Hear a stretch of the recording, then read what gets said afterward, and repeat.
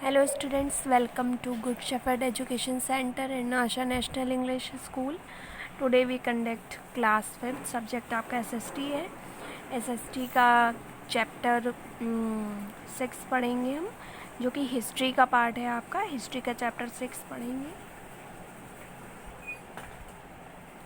Chapter है आपका India wins freedom, यानी कि भारत ने किस तरीके से अपनी आज़ादी को, अपनी स्वतंत्रता को हासिल किया, कैसे जीत हासिल हुई. इस चैप्टर में आपके ये बताया गया है कि जैसे कि आपका लिखा है, the Indian national Congress achieved limited success during the early years. The early leaders of the Congress were known as the moderate. They believed as asking the English government for reforms. यानी कि आप इसमें बात करी जा रही है कि किस तरीके से भारत में आज़ादी आई, फ्रीडम आया, स्वतंत्रता आई, हर चीज़ को लेकर नियम कायदे कानून बनाए गए, और किस तरह जो हमारे देश के लेजेंडरीज हैं, जो लीडर्स हैं, उन्हें किस तरीके से फ़ाइट करी है, कौन कौन है, क्या क्या आंदोलन चला था, कैसी कैसी चीज़ें लॉन्च करी गई थी. इस चैप्टर में वो बताया गया. जैसा कि आपका लिखा है, पहला है, देखिए, लाल बाल पाल.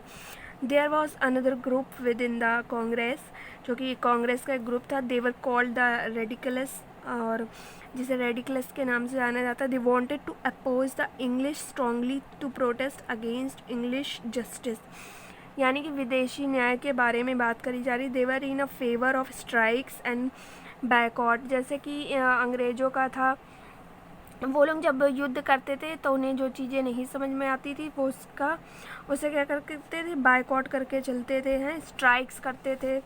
पर लिखा है, लाला लाजपत राय, बाल गंगाधर तिलक एंड बिपिन चंद्र पाल, और लाल बाल पाल, जिन्हें लाल बाल पाल के नाम से जाना जाता है, were the 3 popular leaders of the radicals. यानी कि 3 फेमस लीडर ऐसे रहे जो रेडिकल्स के इन्हें मतलब अभियान चलाया और इसके अंतर्गत रह के कार्य किया. इट वॉज द तिलक, जो तिलक थे, यानी कि बाल गंगाधर तिलक की बात हो रही.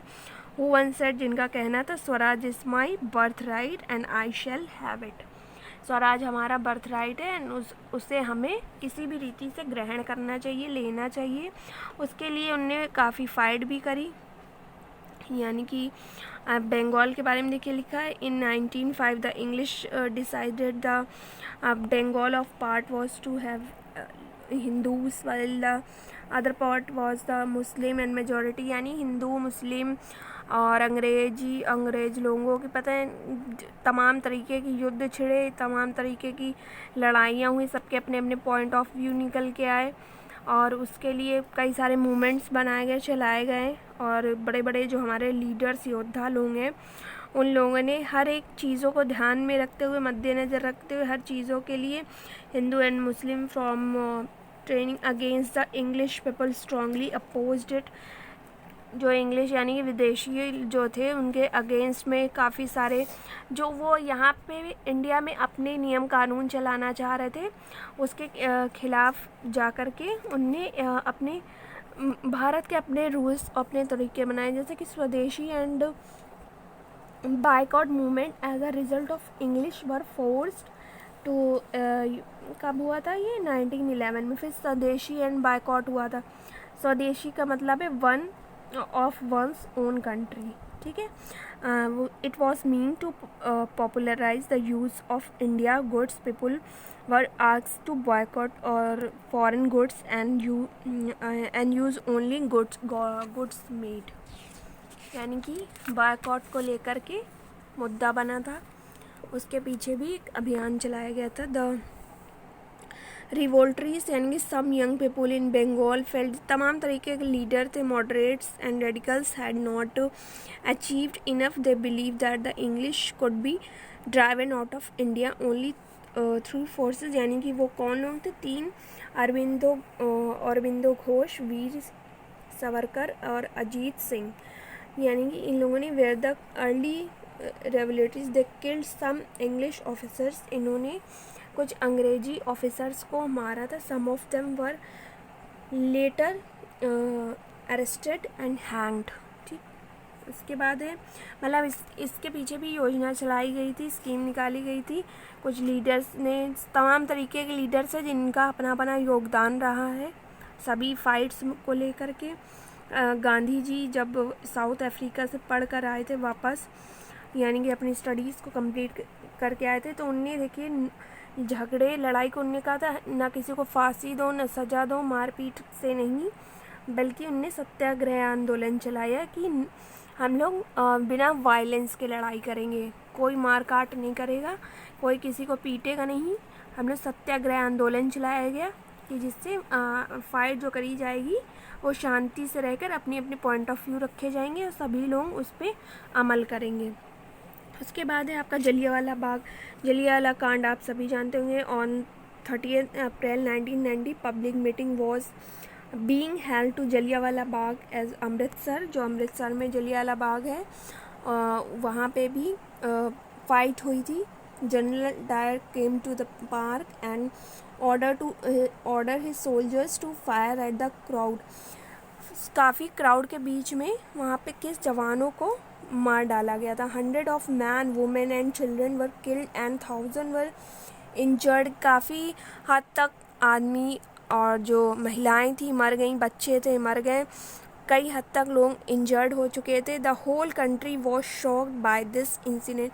एक बड़ा हादसा था, एक बड़ा इंसिडेंट था। All Indian leaders strongly protested against this cruel act. ये जब क्रूएल एक्ट हुआ था इसके बारे में आप नेट पर जाकर भी सर्च कर सकते हैं, जैसे Jallianwala Bagh.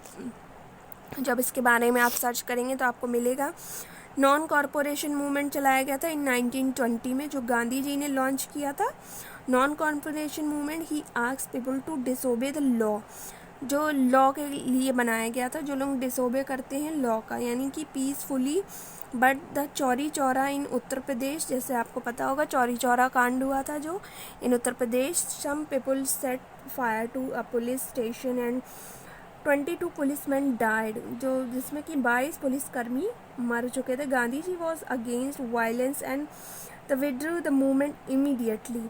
Non corporation movement जो चलाया गया था, फिर से उन्हें याद दिलाया गया कि हम लोगों ने कहा हिंसा करे बिना लड़ाई को आगे बढ़ाया जाएगा, यानी फाइट तो करी जाएगी, चीज़ें जीती भी जाएंगी लेकिन बिना हिंसा के। During the non corporation movement leaders such as Rajendra प्रसाद, उसमें कौन कौन से लीडर थे, यानी कि राजेंद्र प्रसाद, सरदार वल्लभ भाई पटेल और सरोजनी नायडू, राजगोपालाचार्य, मौलाना असर आज़ाद, ऐसे बहुत सारे ये सब देखिए जो लीडर्स से, फाइटर्स से जिनने फाइट करी। इसको चैप्टर को ध्यान से आप रीड करेंगे तो आपको पढ़ने में आएगा। जैसे एक साइमन कमीशन चलाया गया था, द लॉ एंड ऑर्डर के ऊपर था। Situation in the country was getting the control. The government decided to make some change, कुछ चेंज लाने के लिए, कुछ बदलाव लाने के लिए साइमन कमीशन बनाया गया था। There was an India in the commissions. The Congress decided the boycott it. जो कांग्रेस ने डिसाइड किया था इससे बायकॉट करेंगे। The communication came to India in 1929 and was greeted with the slogan, जो कि इसका एक स्लोगन भी बना था जिसे बोला गया था Simon go back. A new group of revolutionaries such as Bhagat Singh, Rajguru, Sukhdev, Chandrashekhar Azad, BK Dutt also became active at this time. इन लोग ये लीडर्स जो संचालक थे, जो संचालित किया साइमन कमीशन के दौरान, और इनका स्लोगन क्या बना, साइमन गो बैक। फिर सिविल डिसोबियंस मूवमेंट बना। इन दिसंबर 1929 कांग्रेस डिमांडेड अ पुराना स्वराज। पुराना स्वराज का अर्थ हुआ यानी कि कंप्लीट इंडिपेंडेंस, यानी कि जो हमें स्वतंत्रता मिलनी चाहिए वो संपूर्ण रीति से, उसके अगेंस्ट भी फाइट हुई। कई सारे लीडर्स खड़े हुए, कई सारी योजनाएं बनी, फाइट करी गई वे, और लोगों ने विन भी किया। जैसे दांडी नमक यात्रा आप सभी जानते होंगे। क्वाइट इंडिया मूवमेंट चलाया गया जो अगस्त 1942 में था, गांधी जी के द्वारा चलाया गया था। उसके बाद इंडियन नेशनल आर्मी के बारे में बताया जा रहा। Subhash Chandra was the leader of the Indian National Army. और also called the Azad Hind Fauj, जो इंडियन नेशनल आर्मी थी, जिसके लीडर कौन थे? सुभाष चंद्र बोस थे, और जिसे एक हिंदी में नाम दिया गया था आज़ाद हिंद फौज। ही फाउट अगेंस्ट द इंग्लिश, ही उनने भी इंग्लिश को लेकर के, अंग्रेज़ों को लेकर के कई सारी चीज़ें फाइट करी गई, जिसमें उनका स्लोगन बना था कि जय हिंद, जय हिंद का स्लोगन बनाया गया था। इंडिया गॉट इंडिपेंडेंस, आप सभी जानते हैं भारत हमारा कब आज़ाद हुआ, कैसे आज़ाद हुआ, सेकेंड वर्ल्ड वॉर कब एंड हुआ, और क्या क्या उसके पीछे योजनाएं चली, ये सब आपका इसमें स्टैंजा में दिया है, पैरा में, इसे आप ध्यान से पढ़िएगा। Independent India, Jawaharlal Nehru become the first prime minister of India, सभी जानते हैं कि हमारे पहले प्रधानमंत्री कौन थे? जवाहरलाल नेहरू। और फर्स्ट प्रेसिडेंट कौन थे? हमारे Rajendra Prasad. Become the first president with is begin a new phase in the history of India, Bharat के इतिहास में ये इतिहास बना कि कौन प्रथम प्रधानमंत्री था और कौन प्रेसिडेंट था। Now we have complete more than 6 decided of freedom of these years, India has fought won many wars to her freedom, यानी कि भारत को लेकर जितने भी युद्ध हुए, जो भी योजनाएं चली और जो भी चीज़ें बनाई गई थी, सारी योजनाओं को ध्यान में रखते हुए हर एक चीज़ों से विजय प्राप्ति हुई, हर एक चीज़ों से इंडिया ने विन किया, और आज हमारा देश एक आज़ाद देश कहलाता है। यहाँ पे हर चीज़ के लिए फ्रीडम है, और हर एक गुलामी से, और हर एक चीज़ जो भी गलत रूल्स बने थे उनके अगेंस्ट जो फाइट करी गई है, तो आज पूरा देश हमारा आज़ाद है। और कौन कौन इसके लीडर रहे, कौन कौन संचालक रहे, किसने किसने कौन सी योजनाएं चलाई, किसने क्या स्लोगन बनाया, ये जब चैप्टर आप ज़रा ध्यान से पढ़ेंगे तो आपको समझ में आएगा। तो आप इसे ध्यान से पढ़िएगा, एक एक पैरा स्टेंजा को ध्यान से देख के पढ़िएगा। ठीक, ये आपका होमवर्क होगा। बाय।